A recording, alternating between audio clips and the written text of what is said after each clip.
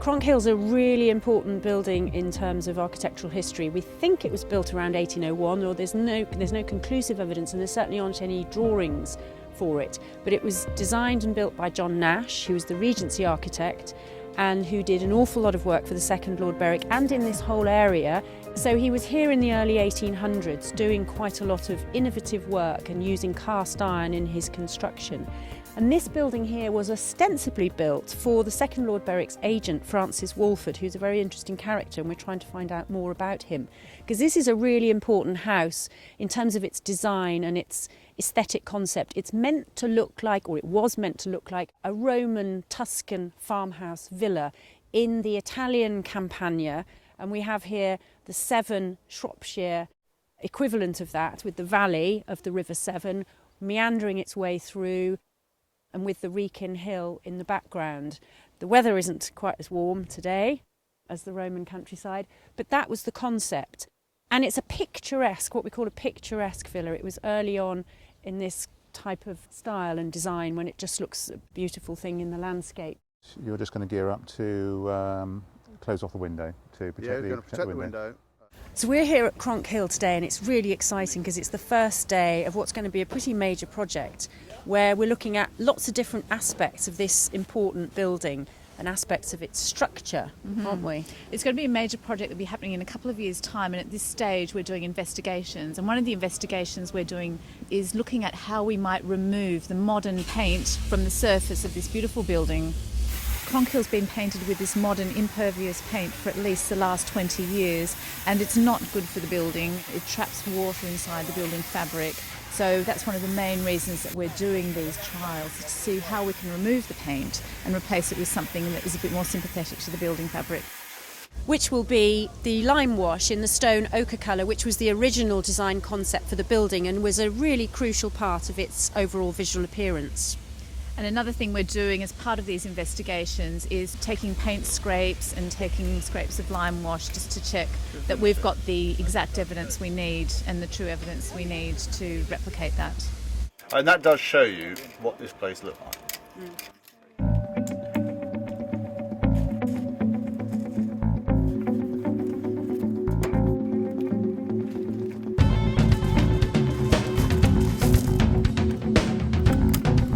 This machine we design and build, we call it the Thermotech, and this develops water at 150, 155 centigrade, and at pressures of up to 1300 psi simultaneously, but it's still coming out of the nozzle in a liquid spray.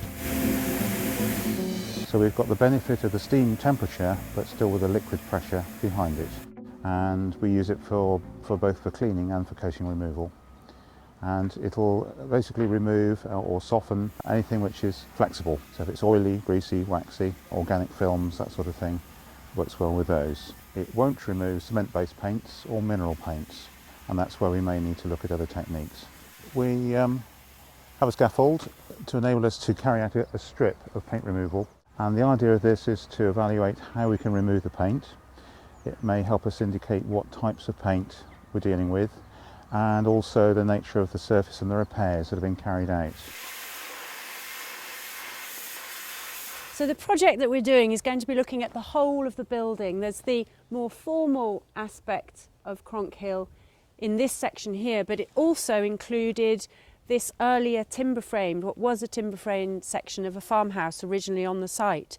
And Nash's design concept was that this stone ochre coloured lime wash would cover the whole of these two buildings so that it would integrate them and harmonise them so that it looked as one. So that when you see the building from the distance, you see this long building with these very geometric shapes all unified with the same coloured lime wash. So we've got quite a few images pictorially which we can use as evidence, so that's always extremely helpful. We have the original watercolour for the concept of Cronkhill, which wasn't exactly how it turned out in reality, but is pretty much obviously what Nash had in mind.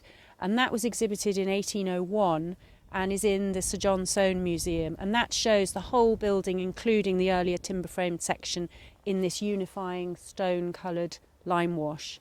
We then also have an 1856 painting in the collection at Attingham, which primarily shows one of the 5th Lord Berwick's prize-winning Hereford cattle. But if you look very carefully in the background of that painting is this little eye-catcher of a building, and it actually is Cronkhill. And again, you can see that the stone-coloured lime wash covers the whole building. So that's a really useful reference point in the middle of the 19th century.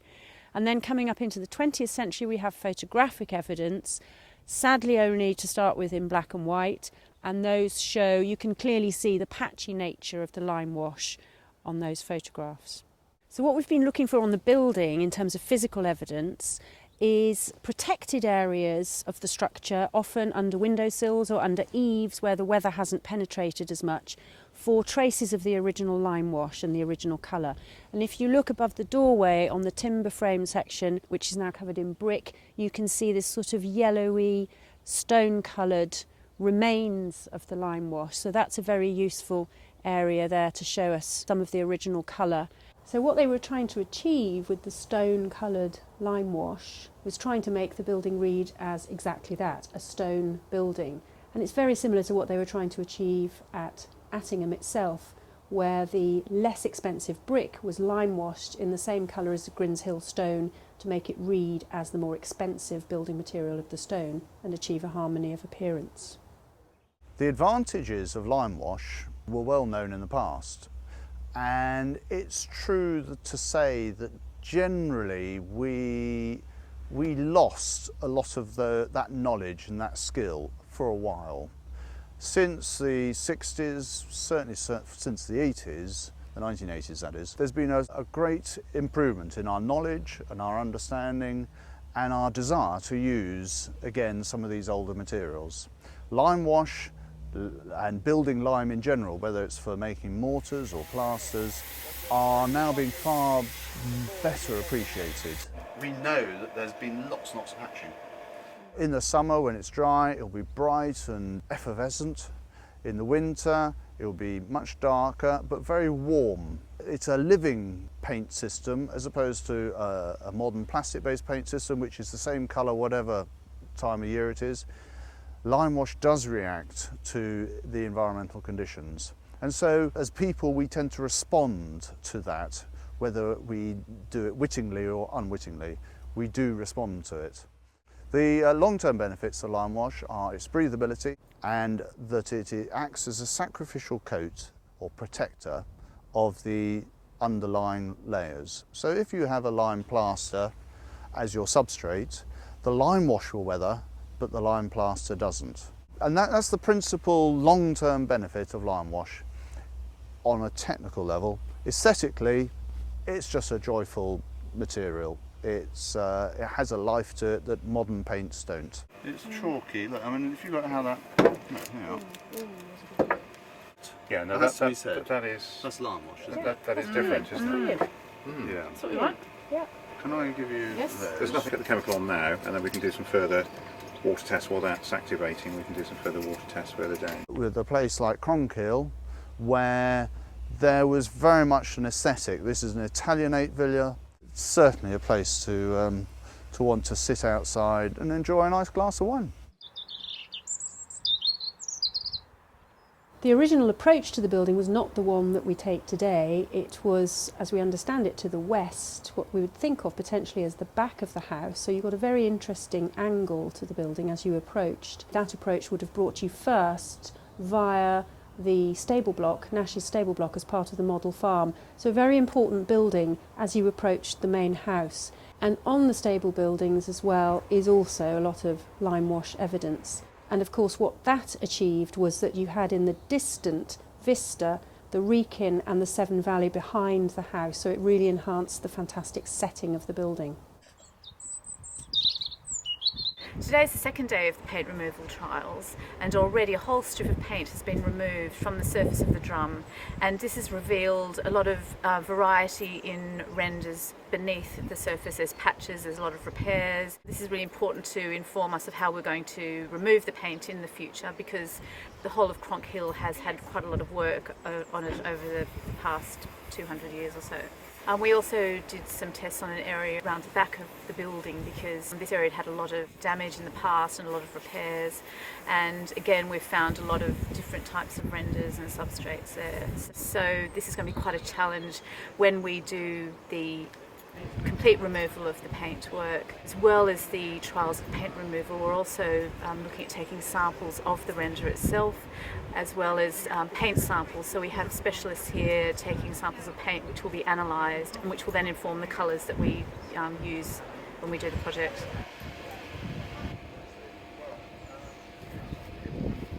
So what's really exciting in the house is that we have found further evidence of lime wash, and not just one layer but several layers going back. And the reason for that is that we found a wall up in the loft which was previously an external wall, so the lime wash has not been weathered away and has not been subsequently painted over.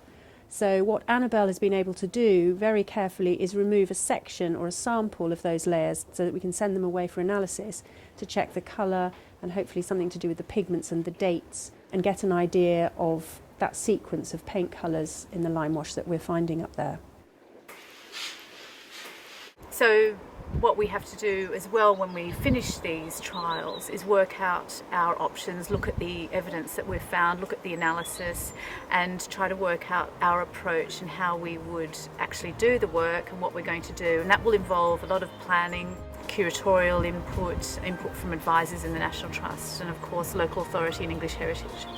I'm really excited about this project because it's going to be quite a major piece of work. We're going to be looking at aspects of Cronkhill's roof, its windows, its stonework, all of which needs quite a bit of attention. But for me, the really interesting and exciting outcome is going to be the end result, which will hopefully transform Cronkhill's appearance aesthetically in terms of its colour back to its original concept of this stone ochre-coloured lime wash, which will harmonise the whole building, allow the building to breathe, and therefore we'll get a double win in terms of the conservation benefits to the fabric and the aesthetic overall visual appearance of the house.